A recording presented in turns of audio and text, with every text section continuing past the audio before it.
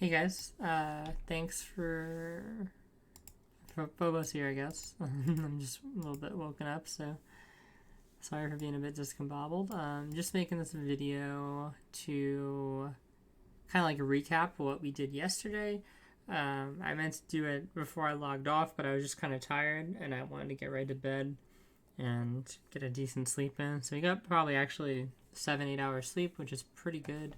I'm gonna be online and streaming for a while soon, but I'm just gonna get like a nice good meal first. Did a lot of snacking yesterday, kind of, so just want to get a nice good meal in. Just to recap what we did, we're 84, pretty close to 85. It wasn't terrible by any means. It could have been better. Could have probably been maybe towards even 88. We had some issues at the start. It just the queue is not really a big deal because that was actually probably only like 20 minutes or maybe 25 minutes. Basically, what happened is I logged in, couldn't get to Metamorph League, and then apparently all you need to do is make a character on standard, and then it would show up later on. Like if you made a character on standard, then you logged out of that character selection thing and you went back into it, you could see the Metamorph League. I logged out completely of the game because I thought there may have been something wrong, like a patch or an update or something like that. So I went to I restarted the client and stuff like that, and I got put in like a 27k queue, which in this game doesn't really last that long or anything. Just because I imagine how the game does the servers and stuff like that. Like it's not like on WoW where everybody's trying to get into one server to lag or something like the day one launch there was.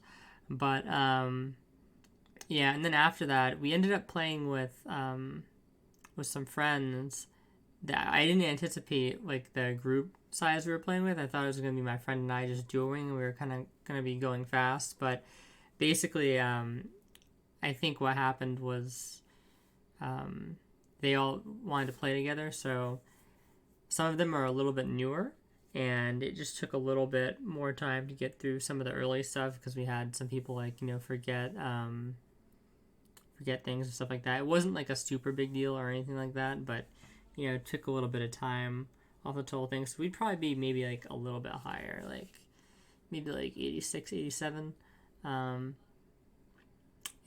as far as deaths go, so we had one death that was kind of like weird to Gravesius because I came into the zone to help kill him. I wasn't even going to bother kill him because usually I don't need to get the gem reward, but somebody else needed it, so I hopped in there, but it was already like 6-player tagged, and basically people were like popping in and out and no damage was being done to him, and I kind of like was a bit not like tilted, but just like I wanted to kill him, right? So I'm like in range of him the entire time and not really utilizing like the range capabilities of the build I was playing.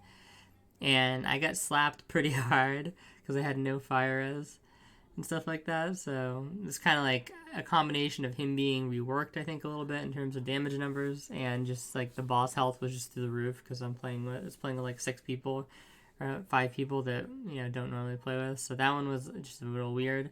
Then I had a death that was the exact same thing as Ziz's, basically, where I was in Blood Aqueduct and I had killed the Metamorph boss, and I went to go like talk to the guy because like at this point this is like my first Metamorph that I did, and I wasn't sure if I needed to talk to him after I killed the monster, basically. So I go and talk to him, and then all of a sudden like the explodey things under me, which I couldn't really see very well, especially on the map. Like I had seen a couple of them go off, and I thought they had all went off. So then I walked closer to the guy and talked to him, and a screen came up, like the text, and then they just exploded on me and killed me. So yeah, that was a very weird encounter there. And then the last one was honestly, I got into a map, and then basically DC'd. Well, not like DC'd initially, but like I was killing things. I think it was like a Metamorph boss in the Caldara or something like that, and then my game just kind of like crashed and logged in, and I had a third death. So those are my deaths. So pretty like not really any deaths that I would really fault the build itself for. More just kind of like stupid play in the first case. In the second case, I just couldn't really I couldn't know that about the Metamorph bosses. I know now. They can leave that stuff behind. And then the third case, obviously, I couldn't really do anything. I just died to, crash. So I'm kind of happy I didn't play hardcore, I guess. Because I did crash a little bit more than I expected yesterday. I remember back in the league, was it Legion before Blight or something like that? I crashed a bit in there too. But then in Blight, on the first day that I played, I didn't seem to have too many issues with crashes, but I had some yesterday. So yeah, and then in terms of the gearing and stuff like that, this is the passive tree so far. In terms of the gearing, I actually got a pretty decent amount accomplished. I got a couple exalts, and then we got 2 Kikazarus. They're pretty decent. We got a Soul Mantle. It's pretty good. We just 5-linked this. I know there's a lot of debate on whether the 5-link prophecy is good or not.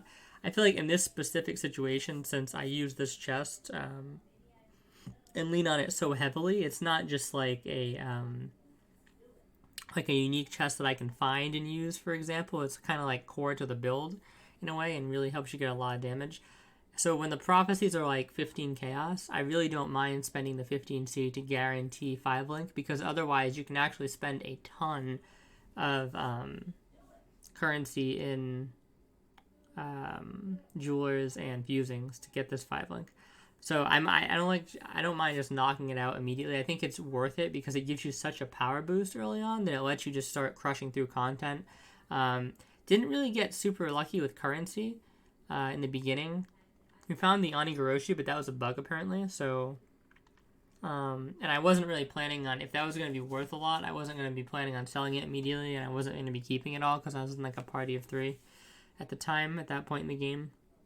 So yeah, I didn't really have access to that currency, I would say. So it took a little bit to kind of get rolling. But once I got rolling, didn't really find too many cards in Aqueduct and stuff, and just generally wasn't very lucky, I would say, in the initial part of this launch. And then I kind of got luckier later on by getting like an Exalt to drop. And then I've got a Pudge of Hand, which I sold for an Exalt, like a low rolled one. So I got really lucky later on, not so lucky early on, and I was really starting to get into it. So that's the Soul Mantle setup. Just got a shitty-ass helm, pretty much a shitty-ass neck. Pretty decent wands, actually. Pretty damn good wands. These are like 5 chaos a piece, really. So, and I was using 1 chaos ones before that. They were working fine. This build slaps. It really does crush. I feel like the arc, what do you call it? The shock changes are actually huge for this build. So, there's something to keep in mind there. Still sticking on arc. Decided not to go freeze pulse yet. Found these gloves pretty decent. Just crafted some life on them. And just got these boots to fix some res, basically, that I had. And, it's kind of like a decent belt here. Nothing special, good resist, but really nothing else that great. I was going to use a different shield, but I'm like, why am I going to go and pay like 35, 40 chaos, probably more, for a Light of Lunaris when I'm probably going to replace it anyway? So I did get a shield that has an extra totem. If I can find it here. I think I put it... I don't really necessarily expect to get this for it, but I rolled mana regen and +1 totem, and then I regaled spell damage. And I don't think it's really good enough that I want to multi-mod it, but I might just craft something else on it and use it potentially if I do want that 5th totem slot and I don't sell it.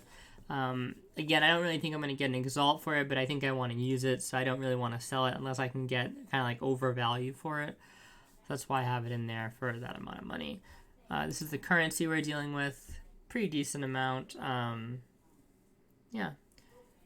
And that's, keep in mind, this all costs stuff to set up, right? So I did use a little bit of this currency. We did break into there a little bit. As far as the Atlas goes, got a decent amount done, close to 40. Yeah.